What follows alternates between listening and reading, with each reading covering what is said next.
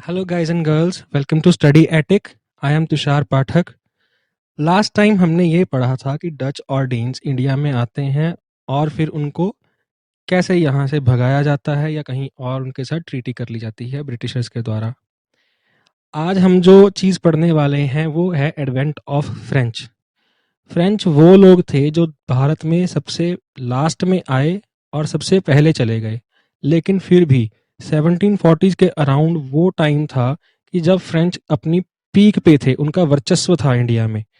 Britishers को उन्होंने बहुत ही कड़ी टक्करें दी और जो फ्रेंच और इंग्लिश के साथ इंग्लिश के बीच में लड़ाइयाँ होती हैं उनको हम कहते हैं कर्नाटिक वॉर्स. तो ये 3 कर्नाटिक वॉर्स हुई थी, मतलब एंग्लो फ्रेंच वॉर्स हुई थी. इसको हमने डिस्कस करना है. साथ में हमने 2 मेन गवर्नर्स को देखना है, डूमास और डुप्लेक्स, और इसके बारे में हम ये बताएंगे कि फ्रेंच की एस्टैब्लिशमेंट्स कौन-कौन सी जगह पे थी.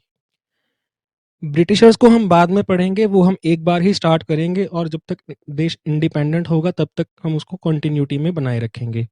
फिलहाल पहले हम स्टार्ट करेंगे एडवेंट ऑफ फ्रेंच से. तो फ्रेंच कंपनी जो थी, पहली French company was formed by Colbert in 1664. अब कॉलबर्ट कौन था? कॉलबर्ट था एक फाइनेंस मिनिस्टर उस टाइम पे, 1664 के टाइम पे. और तब फ्रांस का एम्परर कौन था? लुई 14. ठीक. अब ये जो इनिशियल 1600s का टाइम है, तब तक मोनार्की ही काम करती थी. 1690s के बाद कहीं जाके आपकी डेमोक्रेसी वगैरह वाली बातें आएंगी, जो कि मॉडर्न व्यू पॉइंट होता है. अब हम देखते हैं कि जो ये फर्स्ट फ्रेंच फैक्ट्री सेटअप की गई थी, ये कहाँ सेटअप की गई थी? ये की गई थी सूरत में. सूरत में कब की गई थी? ये की गई थी 1668 में. फ्रेंच कंपनी सबसे पहली कब बनी थी? जो कॉलबर्ट ने बनाई थी, वो 1664 में. अब फर्स्ट फ्रेंच फैक्ट्री जो सेटअप की गई थी वो सूरत में की गई थी, और वो कब की गई थी? 1668. Followed by Masulipatnam. मसूलीपट्टनम में कब बनी फैक्ट्री? 1669 में. और उसके बाद 2 फैक्ट्रीज और मेन जो हैं वो बनी पौंडीचेरी और चंद्रनगौर में. और ये दोनों 2 फैक्ट्रीज कब बनी थी? 1674 में. पौंडीचेरी की फैक्ट्री काफी इंपॉर्टेंट है क्योंकि यहीं से वो मेन ट्रेड की डीलिंग करते थे. मेन सेंटर जो था फ्रेंच का वो पौंडीचेरी था. अब इसके बाद हम जो टॉपिक पढ़ने वाले हैं, टॉपिक है जी इंपॉर्टेंट फ्रेंच गवर्नर्स. अब हम 2 फ्रेंच गवर्नर्स को देखेंगे. पहला जो फ्रेंच गवर्नर है वो है डूमास.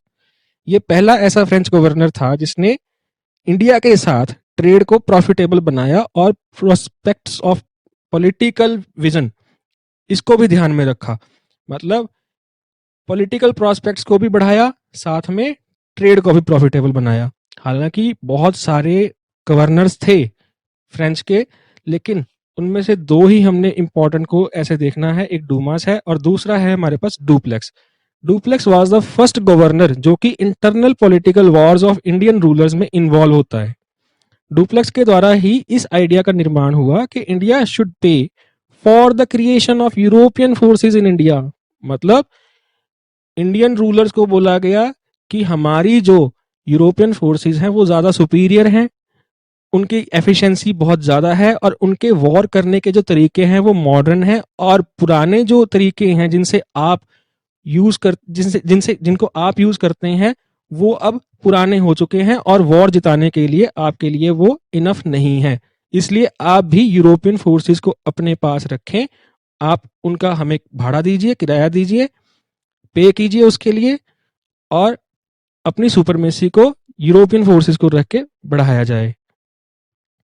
अब इंडियन रूलर्स की सुरक्षा के लिए यूरोपियन फोर्सेस को पे करने वाला ये जो फिनोमिना है, ये जो आइडिया है, इसका बाद में ब्रिटिशर्स द्वारा यूज किया गया था. और कब किया गया था? During the implementation of policy of subsidiary alliance. और ये सब्सिडरी अलायंस की पॉलिसी कौन लेके आया था? वो लेके आया था लॉर्ड वेलेस्ली. हम कॉन्सिक्वेंटली देखेंगे, हम जब ये लेक्चर आएगा सब्सिडरी अलायंस का तब आपको समझाऊंगा कि इसमें हुआ क्या था. ठीक है. अभी बस इतना याद रखो कि किसी राजा ने यूरोपियन फोर्सेस को अगर अपने पास रखा है, वो उसका किराया यूरोपियंस को देगा और अपनी सुरक्षा यूरोपियंस की फोर्सेस के थ्रू करवाएगा.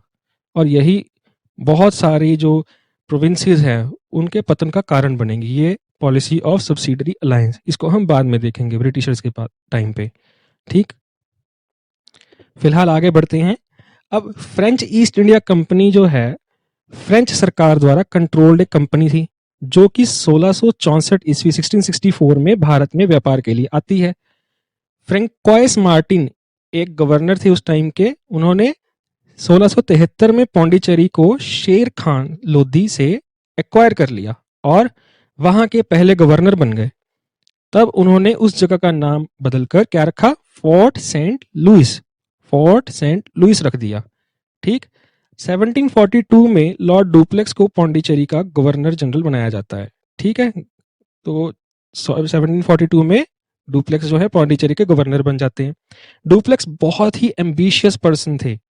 शुरुआती समय में फ्रेंच का मोटिव ट्रेड से मुनाफा कमाना और जो फ्रेंच नोबल्स हैं उन्हें प्रॉस्पेरस करना था, लेकिन डुप्लेक्स के आने के बाद ट्रेड के साथ साथ इंपीरियल एक्सपेंशन करना भी फ्रेंच का एक तरह से मोटिव बन गया, ताकि फ्रांस को और भी ज्यादा मुनाफा हो पाए जब वो टेरिटरीज को एक्वायर कर पाए। इंपीरियलिज्म का मतलब है अपनी कॉलोनीज बनाना, अपनी टेरिटरीज को बढ़ाना।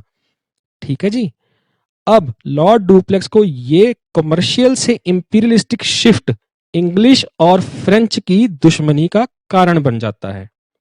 ठीक, अब जब लॉर्ड डुप्लेक्स कहेंगे कि अब उनका जो मोटिव है कमर्शियल से इंपीरियलिज्म की तरफ मूव कर रहा है, तब इंग्लिश को यह बर्दाश्त नहीं होगा, क्योंकि इंग्लिश भी ऐसी पॉलिसीज को यूज कर रहे थे। तो आपस में इनका टकराव हो जाता है, जो इनकी मेन दुश्मनी का कारण बनेगा। अब अगर फ्रेंच के बारे में हम सोचें तो क्या सिर्फ डुप्लेक्स थे जिन्होंने इंपीरियल एक्सपेंशन की बात की थी या इंपीरियल एक्सपेंशन करेंगे वो आगे? जी नहीं, डुप्लेक्स के आने से पहले भी इंपीरियल एक्सपेंशन चल रही थी, कॉलोनाइजेशन चल रही थी, लेकिन वो उस एक्सटेंट पे नहीं थी जिस एक्सटेंट पे डुप्लेक्स ले जाने की बात कर रहे थे। डुप्लेक्स से पहले फ्रेंच ने चंद्रनगर को 1690 में शाइस्ता खान से हासिल कर लिया था already. French also occupied Mahe in Malabar, Yanam in Coromandel, and Karaikal in Tamil Nadu and Mauritius. ये मैं आपको सीक्वेंस वाइज बताता हूँ। जो फ्रेंच ने माहे को एक्वायर किया था, माहे कहाँ पे है, मालाबार एरिया में। मैं ये उम्मीद करता हूँ कि आप एटलस पे ये देखेंगे कि आपके जो कोस्टल रीजन है उसके 4 पार्ट्स हम बनाते हैं। गोवा वाला पार्ट है कोंकण, उसके नीचे कोरोमंडल, दूसरी तरफ अगर हम ईस्टर्न साइड को जाएं तो वहां पे ऊपर वाला पार्ट है उड़ीसा वाला उत्कल, और उसके नीचे मालाबार। तो ये आप क्या करेंगे, इस चीज को ध्यान में रखेंगे। मैं जब ये बात बोलूंगा कि कोरोमंडल कौन सा एरिया है, उत्कल कौन सा एरिया है, तो आपको ये पता होना चाहिए। ठीक, तो माहे को उन्होंने एक्वायर किया था मालाबार एरिया में 1725 में, 1725 में। यनम को जो कि कोरोमंडल एरिया है उसको कब एक्वायर किया गया, 1725 में, वही है टाइम। और कराईकाल को 1739 में, और मॉरिशियस को कब एक्वायर किया था, 1721 में। तो ये सीक्वेंस को आप याद रखेंगे। ये वो सब टेरिटरीज हैं जो डुप्लेक्स के आने से पहले फ्रेंच एक्वायर कर चुके थे। डुप्लेक्स तो आगे और ज्यादा इस चीज को एग्रेसिव वे में बढ़ाएंगे। अब ये सब वो टेरिटरीज हैं जो कि थर्ड कार्नेटिक वॉर, इसके बाद ट्रीटी ऑफ पेरिस जो होगी उसमें ये सब इंग्लिश को चली जाती हैं टेरिटरीज। अब इसके पहले कि मैं आपको कर्नाटिक वॉर्स के बारे में पढ़ाऊं, तो कर्नाटिक का पहले आपको रीजन पता होना चाहिए, कर्नाटिक है कौन सी जगह। अब ये जो मॉडर्न डे तमिलनाडु है, इसके नीचे जो एरिया है उसको हम कहते हैं कार्नेटिक, और उस टाइम पे उसका कैपिटल क्या था, उसको बोलते थे आरकोट, ARKOT, आरकोट। ठीक, Austrian war of succession, Austrian war of succession, इस बात को ध्यान में रखेंगे कि कार्नेटिक वॉर्स की शुरुआत का कारण ऑस्ट्रियन वॉर ऑफ सक्सेशन में कहीं छिपा है। ये तब शुरू होता है जब एक female was to take over the Austrian throne in 1700s। इस ऑस्ट्रियन वॉर में ऑस्ट्रिया पे पहली बार एक फीमेल कोई राजगद्दी पे बैठने वाली थी, जो कि फ्रेंच और इंग्लिश और डच एक तरफ, इनके बीच में टसल का कारण बनेगी। ब्रिटिश और जो डच थे वो सपोर्ट कर रहे थे कि ऑस्ट्रियन थ्रोन पे एक फीमेल बैठ जाए, लेकिन फ्रांस इसका बिल्कुल उल्टा सोच रहा था, वो ऐसा होने नहीं देना चाहता था। अब ये लड़ाई का एक तरफ यूरोप में कारण चल रहा था और दूसरी तरफ भारत में भी इसके साथ लड़ाई होगी। अब जो लोग फ्रेंच और इंग्लिश आपस में कहीं भिड़ते थे, बस फिर तो एकदम से तलवारें निकाल लेते थे।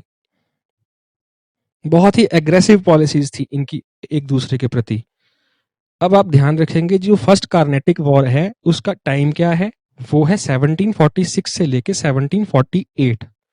ठीक है। सेकंड कार्नेटिक वॉर का टाइम क्या है, 1749 से लेके 1754 तक का। और थर्ड कार्नेटिक वॉर का टाइम कब तक का है, 1758 से लेके 1763 तक का।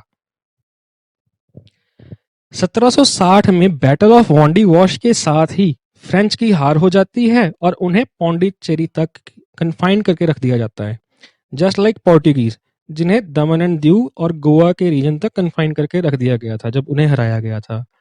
डच को भी इंडोनेशिया रवाना कर दिया गया था। तो मीन्स इसका ये है कि अब जो सुपरमेसी है, अब गुंडागर्दी किसकी चलेगी, सिर्फ ब्रिटिशर्स की। Britishers always used to practice the policy of war, treaty, war. मेरे कहने का भाव ये है कि इंग्लिश हालांकि स्ट्रांग थे, लेकिन यहाँ पे बहुत सारे प्रोविंसेस थे और उनको बहुत सारे राजा लीड करते थे। जैसे कि मैसूर रीजन को देख लीजिए, सिख प्रोविंस को देख लीजिए, बंगाल के रीजन को देख लीजिए, हैदराबाद का रीजन, निजाम वाला रीजन, उसको देख लीजिए। तो ये बहुत ज़्यादा स्ट्रांग रूलर्स थे यहाँ पे। इनको एक ही बार में हराना इंग्लिश के बस की बात ही नहीं थी। वो सोच भी नहीं सकते थे कि उनको हरा पाएंगे। सिमिलरली जो उनके यूरोपियन राइवल्स थे जैसे कि फ्रेंच हो गए, पोर्टुगीज हो गए, इनको भी एक ही वॉर में हराना ब्रिटिशर्स के लिए पॉसिबल नहीं था।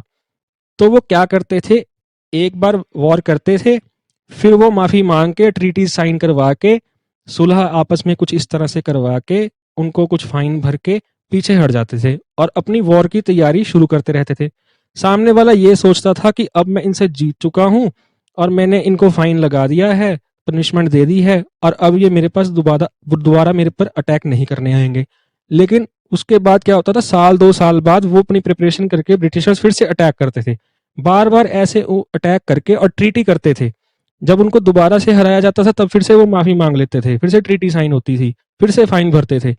फिर वो तीसरी बार आते थे, तीसरी बार में वो सामने वाले को हरा देते थे, क्योंकि तीसरी बार में सामने वाले की इतनी प्रिपरेशन नहीं होती थी जितना वो ब्रिटिशर्स आपस में प्रिपरेशन करके आते थे। तो इस तरह से ऐसी पॉलिसीज के साथ ब्रिटिशर्स क्या करते थे, टेरिटरीज को एक्वायर कर लेते थे और दूसरे राजा को हरा देते थे, किसी भी रूलर को। इवन कि अपने जो चाहे उनके यूरोपियन राइवल्स हों उनको भी हराने में, जैसे फ्रांस को भी हराने के लिए 3 कार्नेटिक वॉर्स लड़नी पड़ी, तब कहीं जाके फ्रेंच हारे।